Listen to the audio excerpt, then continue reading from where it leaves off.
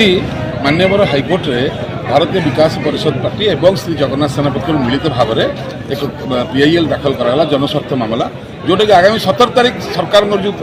परिक्रमा प्रकल्प श्रीमंदिर जो पैसाटा अजथार पानी भाया खर्च कर लोक पक्षरे निजर राजनैतिक फायदा नापी और दलर प्रचार प्रसार प्रथम कथा 138 कोटी 88 लाख टंका पंचायत लेवल को दिगला जे पंचायत लेवल लोक मैंने बुहाई आसवे ता बाद 20 कोटी टका दिहला बस आने 155 कोटी 88 लाख टका ये पानी पड़ा गरीब लोक पकेट पैसा कौन ना आम सरकार आम नवीन बाबू ये जगन्नाथ मंदिर प्रकल्प तैयारी इंद्रदेव स्वप्न साकार कर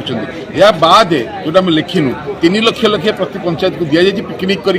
खाई पीक आसापी और चाउल आदाय करने गुआ चाउल जो आदाय होती कौन आदाय होती जानू से गुआ चाउल क्या दिहब आम देखुचे से गुआ चाउल से बिकी बाटर मद पीछे से गुआ चाउल पेगा 138 कोटी 88 लाख टका दिखाई ये गुआ चाउल क्या दिहब ये गुआ चाउल कौटिक आसो गोटे मंदिर प्रतिष्ठा होनी यहाँ हूँ गोटे परिक्रमा रास्ता 4टा पाइखाना किसी घर एवं जोता स्टाण्ड यार प्राण प्रतिष्ठा कौन हम ये जो भुआ बुलेक गरीब लोक पैसा खर्च हो आज कोरोना हो गला चारिपटे जाक लोक मैंने आसिले कोरोना निश्चय हम माननीय हाइकोर्ट सुप्रीमकोर्ट आगुरी कहते रथयात्रा समय कोरोना समय गैदरिंग हो पार ना ये सब कथा को लेकिन माननीय हाइकोर्ट पाक आम आसचु जे बंद कर आपण किसी पैसा खर्च कर सब पंचायत टीवी वाला दिंतु से टीवी देखते लोक घर देखते ये जाकि जो गहली कर जो राजनैतिक फायदा नापी जो चेष्टा चलती आपको बंद करा कारण ये पैसाटा है आम मान पैसा और आम पैसा को आपण मैंने निजर फायदा भी एमती खर्च करें